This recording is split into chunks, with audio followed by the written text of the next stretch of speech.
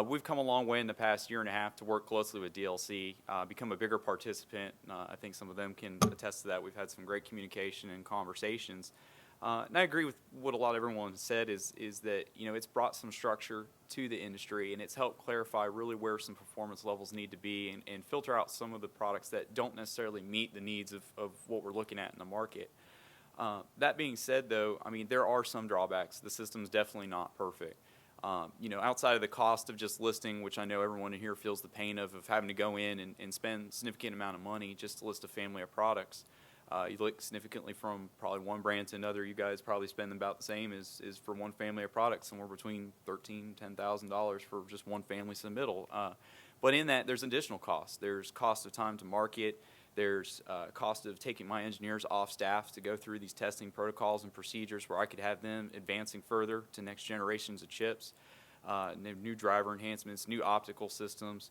And Hubbell's whole thing is we're here to service our customer. And in this picture, it's difficult for us. There's two customers. We have our utility customers. We have our end user customers.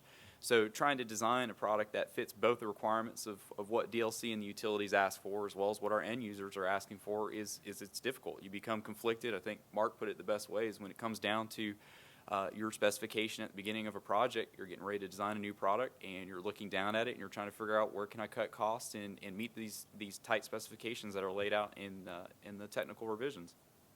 And I think one of the issues with the technical revision, though, is that most of the manufacturers feel we're more of an afterthought in the process. I think, you look at where the utility and DNR sit down together to really work through the technical revisions, come up with them, which we appreciate you guys taking the effort to do that. But we would very much like to be part of that process too. As much as you guys are the end receivers and the benefit of these fixtures and these products, we have to manufacture them. We have limitations in our manufacturing capabilities. We have limitations in our business. We look at warranties. I know that's always the hot button topic for everyone is the 10-year warranty, the 7-year warranty. I take the risk for that. These guys take the risk for that.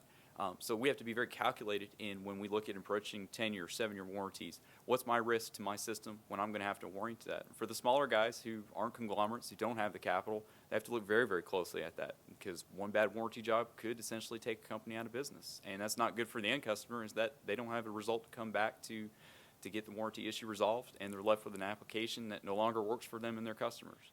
It's just more of a participative thing that manufacturers want to be involved with this program, eliminate some of the bureaucracy, some of the costs, make it less prohibitive, but also make generational hops a little bit easier to increase innovation, increase moving forward and advancing.